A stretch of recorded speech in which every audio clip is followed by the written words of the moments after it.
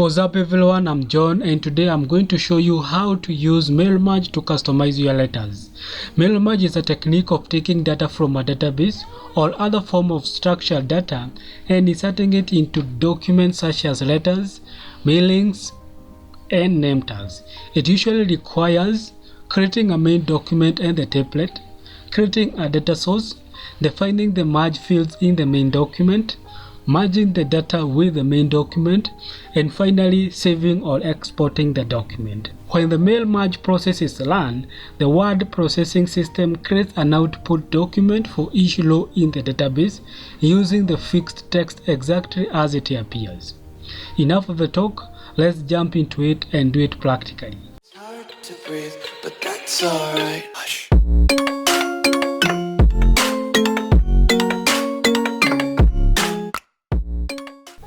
Seated in front of me is a letter that I would wish to merge, so it will act as our main document.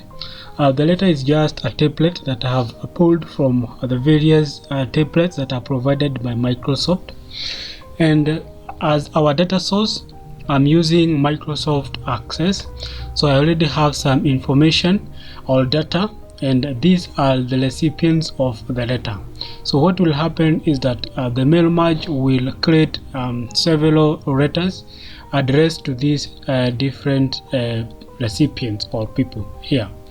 Remember, you can also use Microsoft Excel as your data source, but in this case I'm just using Microsoft Access. So to start the mail merge process, I need to head on back to Microsoft Word, and you can use any letter format. In this case I'm using the block format. You can also use the other one. And what I would want to do is to start the mail merge process right away, but I would want to leave my cursor here because this is where I will place the address of the recipients. So I'll be placing the recipient's address on this point here. So it's not necessary that you do that, but it's always a good practice. So after that, now I need to head on to mailings.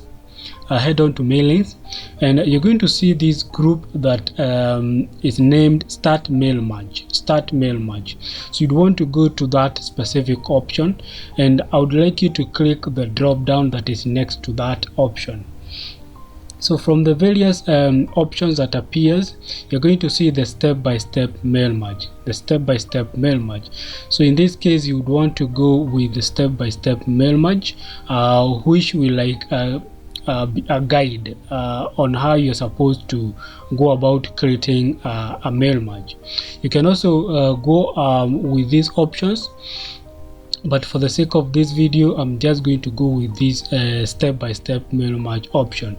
So just click that, and what you notice is a pen will appear on your right here, and this is a step-by-step guide that will actually take you through the process of mail merge.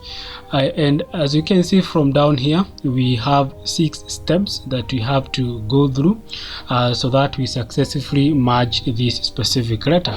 So it's always good to read through here so that you pick the correct option, because the results will be determined by the options that you are going to pick in each and every option.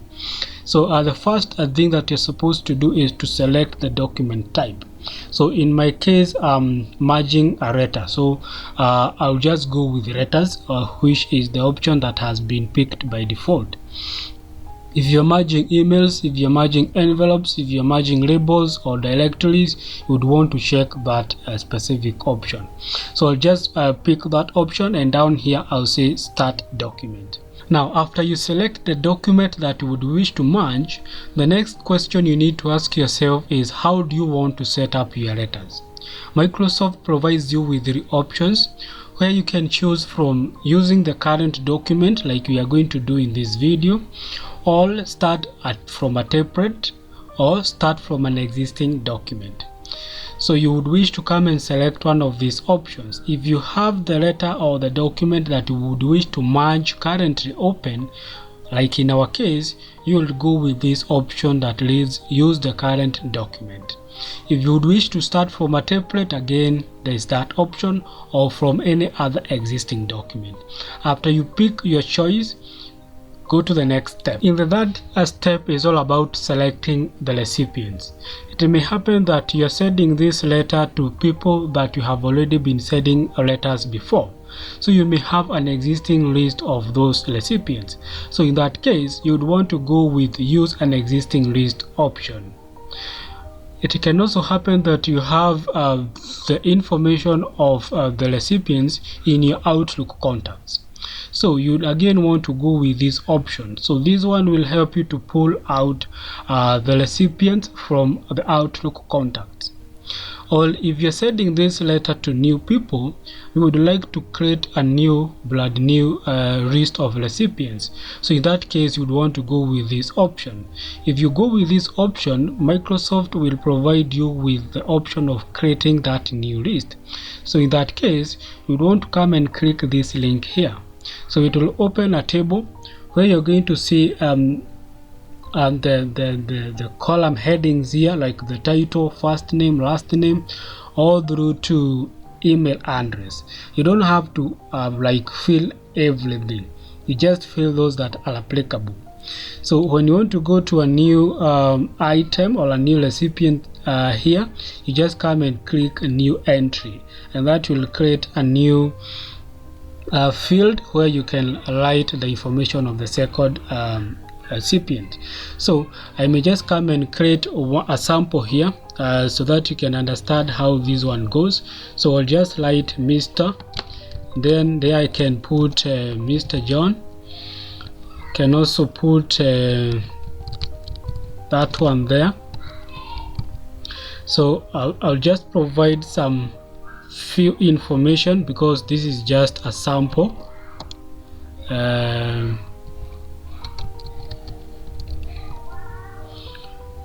Like that. So I can go all the way up to the end. I can also come down here and continue adding. So when you finish adding the information of the recipients, you just now come and say okay. So when you say okay, you'll be prompted to save that specific data source. So you'd want to save it in Documents, My Data Sources. So that will make it easy for you to pull out that data source when you are creating the mail merge. So come and give it a name here. Like for this one, I can just come and call it a data source 2, and then I just come and say okay. So when you save it there, now it will be very easy for you to use that list of recipients later. So you also have to come and confirm the information, and then you say okay. So for the sake of this video, I'm going to go with an existing list.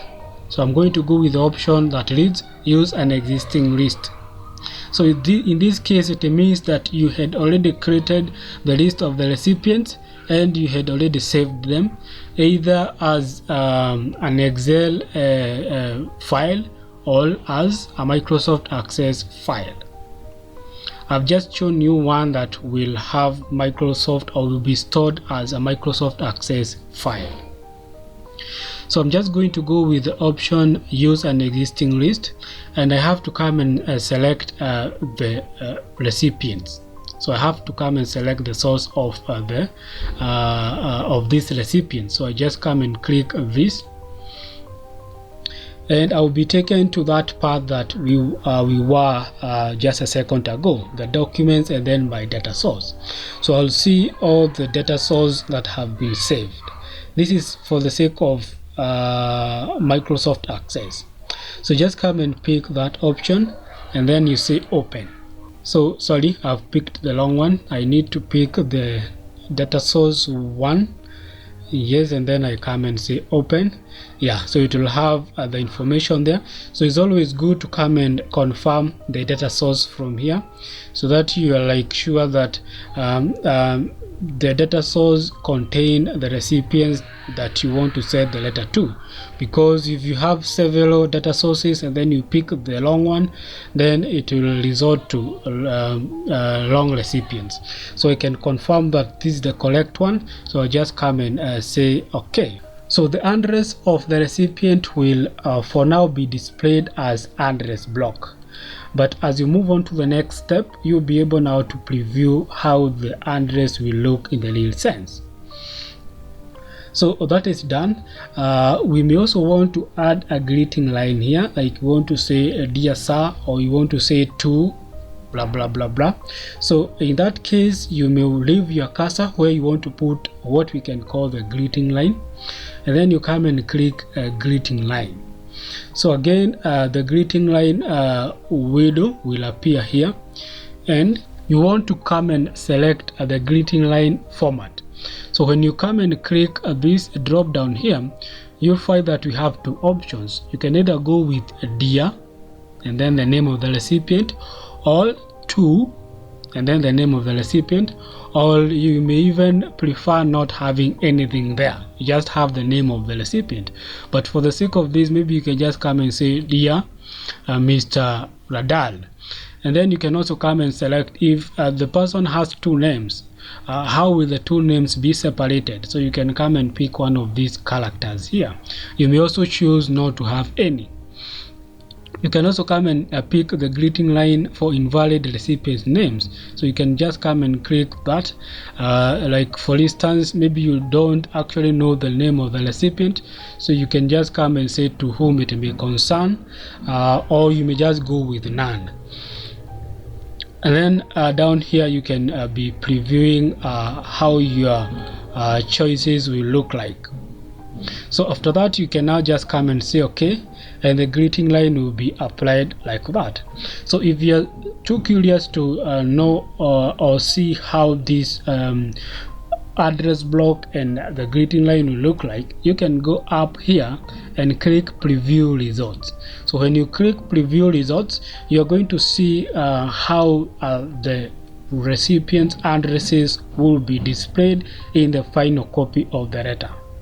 And you can also come on top here and preview every recipient's letter. So you can just come and move using these arrows here, and you'll be able to preview an individual recipient.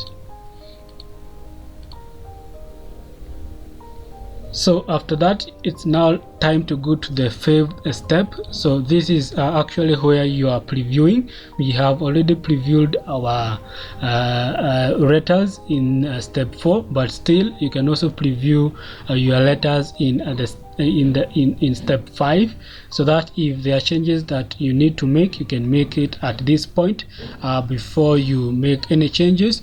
For instance, in this step, you can also be able to come and edit the recipient list. You can come and add or remove the recipients that maybe you may or may not want in your recipient list. So having said that, now we can come and complete the merge. So we can come and complete the merge, and we can just come and click that, which is the last step, So in this case, you'll find that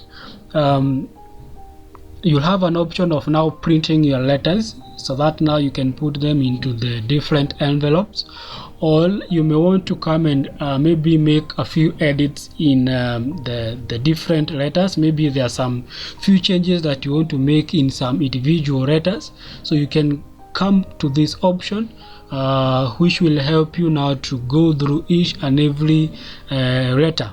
And because we are not going to print at this point, what I'm going to do is I'm going to click edit individual letters, not for the sake of editing, but for the sake of seeing how the letters have been merged. So I'll just come and click edit individual letters, and here I'm just going to say all, but you can say current record, or you can even choose from which number to which number. So I'm just going to come and say okay. Yes, and now what will happen is that window will be that pane will be closed, and now I'll be able to see my first letter with the specific recipient there. When I scroll down, I'm going to see the second recipient, the third recipient, fourth, and fifth, like that. So the mail merge process will merge the individual letter depending on the number of recipients. So if you have 5 recipients, like in my case, you are going to have 5 letters, each with the specific recipient address. If you had 10 recipients, if you had a list of 20 recipients or even 10, then the letter will be matched according to the number of recipients, and each letter will have the specific individual recipient address. And that's it for this video. If you have learned something or if you have benefited from this video, kindly like the video, share the video with your friends so that we can share this knowledge, and more importantly, subscribe to this channel so that you can get this and more tips. Thank you for watching my video. See you in the next one.